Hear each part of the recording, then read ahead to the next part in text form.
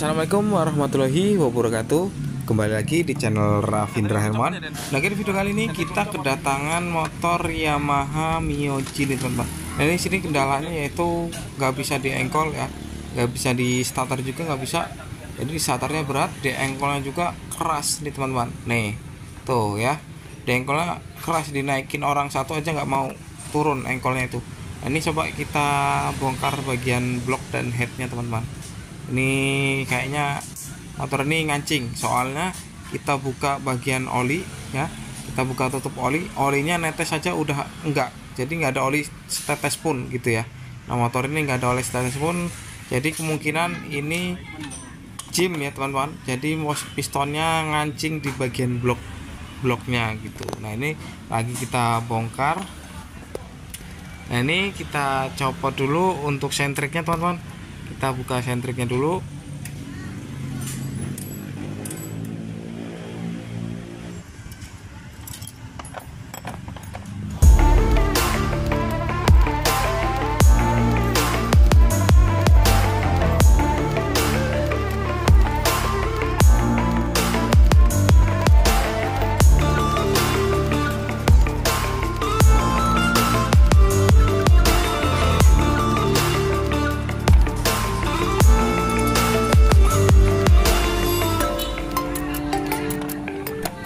Nah, ini kalau untuk keluarga Yamaha seperti Mio G, Mio M3 ini kalau kehabisan oli ya ngejim seperti ini teman-teman.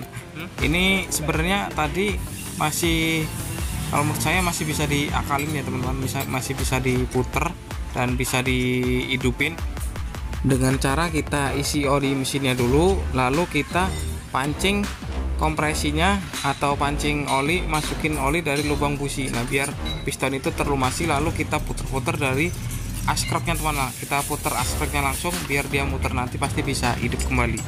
Tapi sudah konfirmasi sama yang punya, katanya minta langsung dibongkar aja, makanya langsung kita eksekusi, kita cek apa yang rusak. Ini juga sampai macet seperti ini teman-teman, tuh lihat ya, bloknya aja susah banget, kita bukanya harus dipukul ya. Tuh, kita pukul-pukul kayak gini aja masih susah banget teman-teman tuh.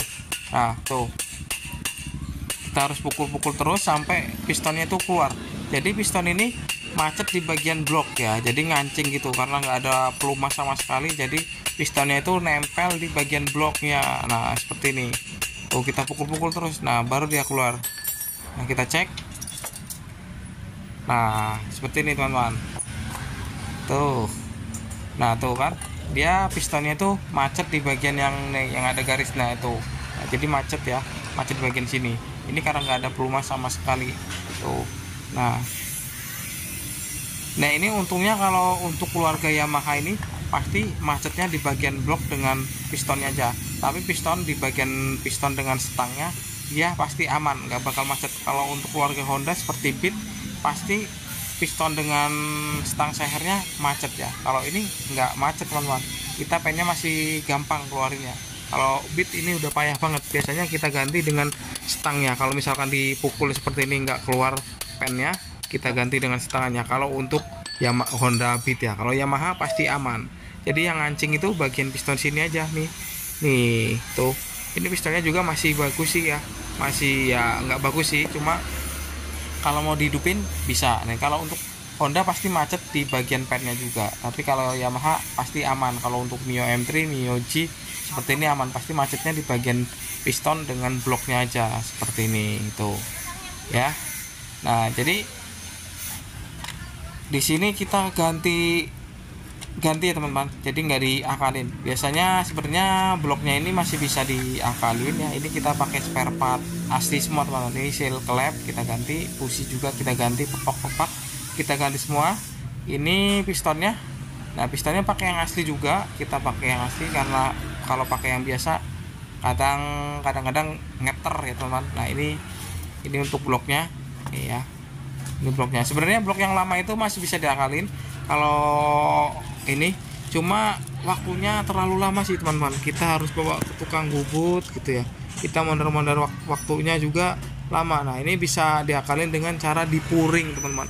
Ini kan kalau untuk keluarga Yamaha seperti M3, Mio G ini linernya ini udah pakai aluminium ya gitu, jadi bukan kayak bead. Kalau bead masih bisa dilemer, tapi kalau ini dipuring paling teman-teman bisa, cuma waktunya lama, jadi kita langsung ganti blok aja.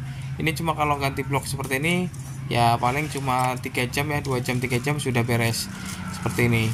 Nah untuk pistonnya kita pasang nih, ini pistonnya asli. Kalau kalian beli online pasti ini piston dengan bloknya jadi satu. Kalau yang asli Yamaha nya itu pisah-pisah teman-teman, piston, ring, pen itu bungkusnya beda-beda, tapi kalau yang beli online pasti jadi satu gitu ya. Ini jangan lupa klipnya dipasang ya biar nggak lepas nanti ininya. Ini bloknya coba kita pasang lagi nih seperti ini. Ini jadi kalian jangan malas ganti oli ya, minimal sebulan sekali lah ganti oli gitu biar nggak sampai seperti ini. Ini kalau di sini ganti blok seperti ini, kalau di tempat saya ini habisnya kurang lebih 850-an teman-teman. Ini pakai asli semua ya, nggak ada yang KW gitu nih seperti ini. Nah kita pasang untuk lidah tensionernya, langsung kita pasang perpak-perpaknya nih. Ini perpak headnya ya kita pasang. Ini businya kita ganti, tadi kan kita ganti busi, lalu ini klepnya kita copot dulu. Kita mau sekir klepnya teman-teman, kalau nggak disekir takutnya nanti bocor dan hilang kompresi gitu ya. Biasanya kalau nggak disekir hidup nih berapa bulan, nanti karena nggak disekir itu klepnya bocor, jadi motornya mati dan hilang kompresi gitu. Nanti bongkar lagi. Ini klepnya kita bersihin, banyak kerak-keraknya tuh seperti itu. Nah keraknya masih numpuk ya. Ini coba kita kasih ambil sedikit klepnya, lalu kita sekir. Kita sekirnya pakai bor aja teman-teman biar cepetan ya, kalau pakai tangan agak lama gitu. Tapi jangan sampai miring ya, kalau nyekir pakai bor ini harus positif lurus, kalau miring nanti susah. Nah kalau sudah kita pasang langsung untuk headnya. Nah, tadi kan udah kita sekir, udah kita pasangin semua seal klepnya, lalu kita pasang untuk headnya. Ini kita pasang baut-bautnya. Ini yang terpenting kalau kalian bongkar mesin seperti ini, itu saringan olinya ya, saringan filter olinya yang di bagian samping itu kalian buka. Takutnya banyak sampah di situ, banyak kotor-kotoran, nanti olinya nggak naik ya. Biasanya seperti itu.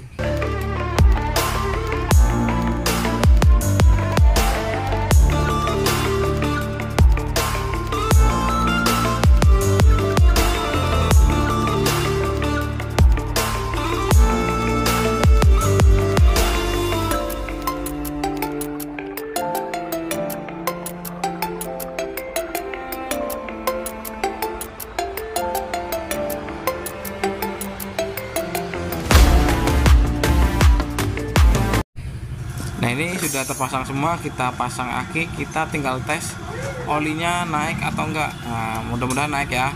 Kalau udah naik berarti udah aman, kita tinggal pasang untuk semuanya ya. Ini knalpotnya nggak saya pasang, itu lihat di bulatan itu.